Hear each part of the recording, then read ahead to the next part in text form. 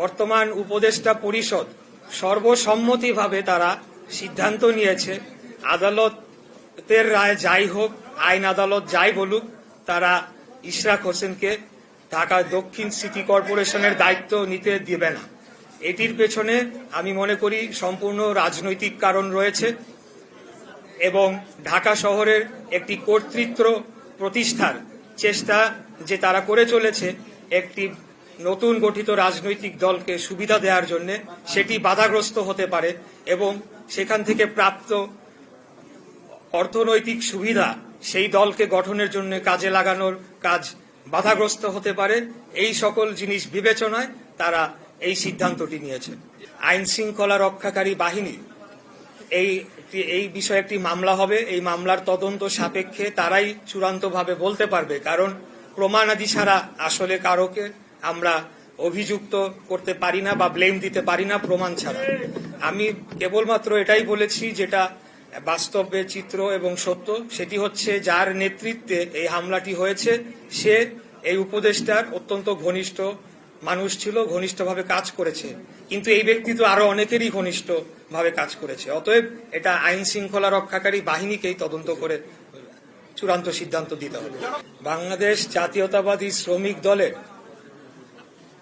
একমাত্র রেজিস্টার্ড নগর ভবনের একমাত্র শ্রমিক কর্মচারী ইউনিয়ন যেটি রয়েছে সেটি আরিফ চৌধুরী এবং বাবু তাদের নেতৃত্বে রয়েছে। এর বাইরে কেউ যদি দাবি করে থাকে তারা শ্রমিক দলের বা বিএনপির সমর্থক, তাহলে সেটা তাদের কর্মকাণ্ডের মধ্য দিয়েই প্রমাণ হবে আগামীতে যে তারা কি জাতীয়তাবাদী দলের সমর্থক কি না। তারা যদি এই বর্তমান উপদেষ্টার কথায় প্ররোচনায় এসে আমাদের উপরে হামলা করে এবং আমাদের এই আন্দোলনে যারা সবচেয়ে পরিচিত মুখ হিসেবে যাদেরকে আমরা প্রতিদিন দেখেছি তাদেরকে নির্মমভাবে আঘাত করে এবং একজন তাকে ছুরি দিয়ে স্ট্যাব করা হয়, তার লাংসে একটা ফুটা হয়েছে, আমরা জানি না তার কি হবে, এবং আরো কয়েকজনের খুবই অত্যন্ত খারাপ অবস্থা রয়েছে। তো তাই আমি বলবো যে তাদের যে কর্মকাণ্ড সেটি বলে দেয় তারা দোসরের আচরণ করছে নাকি আমাদের সমর্থকের ভূমিকা পালন করছে। এটি আইন শৃঙ্খলা রক্ষাকারী বাহিনীর কাজ। আমি তথ্য যেটুকু পেয়েছি এবং বিভিন্ন মাধ্যমে বিভিন্ন সূত্রে আমরা যেগুলো তথ্য পাই এবং যে সকল কর্মকাণ্ড বিগত 7-8 মাসে হয়েছে সেটির উপর ভিত্তি করে এবং বিভিন্ন ব্যক্তিবর্গের সাথে কথা বলে আমি এই বিষয়টি নিশ্চিত হতে পেরেছি। এর সপক্ষে প্রমাণাদি জোগাড় করে সেটিকে আদালতে প্রমাণ করার দায়িত্ব আমার নয়, এটি আইন শৃঙ্খলা রক্ষাকারী বাহিনীর। দ্বিতীয় কি জানি বলছেন ভাই? মিডিয়া ট্রায়ালের বিষয়টি হচ্ছে যে এটা আজকে থেকে নয়, আপনারা জানেন যে আরো জানুয়ারি মাস থেকেই এই ধরনের একটি তৎপরতা শুরু হয় এবং তখন এটা প্রেডিক্ট করা হয়েছিল। শুরু হওয়ার প্রায় 2 সপ্তাহ আগে আমাদের কয়েকজন যারা এই সংক্রান্ত বিষয়ে কাজ করেন তারা প্রেডিক্ট করেছিলেন যে মিডিয়া ট্রায়াল শুরু হতে যাচ্ছে। পরবর্তীতে আমরা দেখলাম যে সেটি হয়েছে।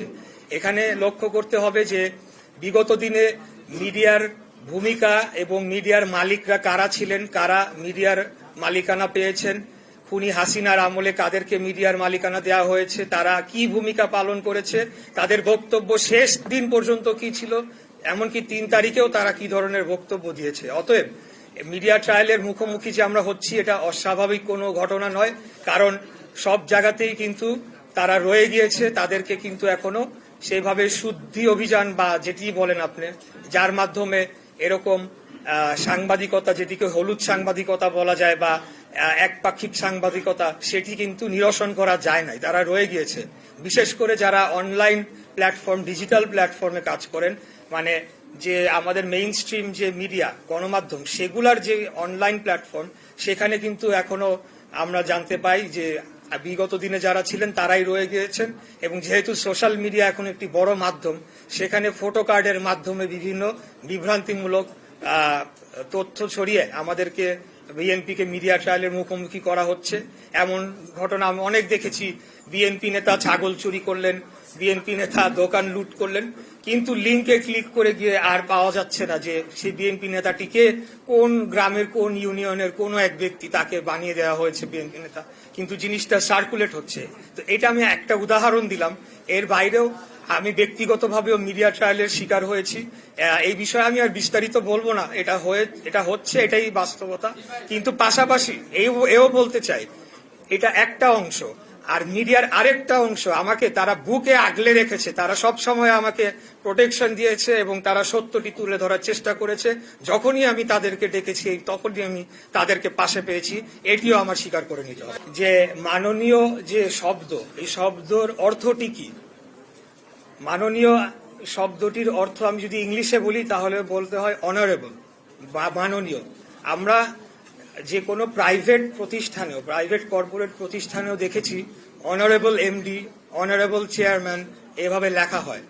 অতএব এই মাননীয় শব্দটাকে নিয়ে যে এত কথা হয়েছে, এর মাধ্যমে মূল যে বিষয়টা, এই সরকার যে সংবিধান লঙ্ঘন করেছে, এই সরকার যে বাংলাদেশের সর্বোচ্চ আদালতকে অবমাননা করেছে, বাংলাদেশের জনগণের যে আন্দোলন, যে ত্যাগ তিতিক্ষা, সেটাকে বৃদ্ধাঙ্গুলি দেখিয়েছে, ভোটাধিকারকে বৃদ্ধাঙ্গুলি দেখিয়েছে, সেটি করা হয়েছে এই একটি শব্দের মাধ্যমে।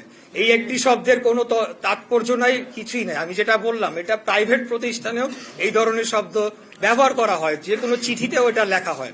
অতএব আমি জানি না যে, আমি জানি কেন, জাস্ট মূল বিষয়টাকে আড়াল করার জন্য সোশ্যাল মিডিয়া এবং 2-3 দিন আমি মেইন স্ট্রিম টিভি চ্যানেলগুলোর মধ্যেও দেখেছি যে টক শোতে, এবং উপদেষ্টা নিজেও বলছে, মানে এটা এমন কি বিশাল ঘটনা ঘটে গিয়েছে আমি জানি না।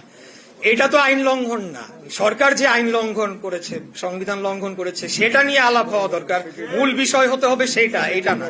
আর দ্বিতীয় যে বিষয়টি বললেন, অবশ্যই আপনি যেটা বলেছেন সত্যই বলেছেন, সেটা 20 বছর আগের ইতিহাস। কিন্তু গত 3 টার্মে, গত 15 বছরে তার কর্মকাণ্ড কি ছিল, সেটির উপর ভিত্তি করে সে দোষর হতে পারে কিনা, সেই প্রশ্নটি আমি আপনাদের কাছে রাখতে চাই। কেউ 30 বছর আগে কি করেছে আর 5 বছর আগে কি ভূমিকা রেখেছে, সেটা নিয়ে তো আপনি জাস্টিফাই করতে পারবেন না, তাই না?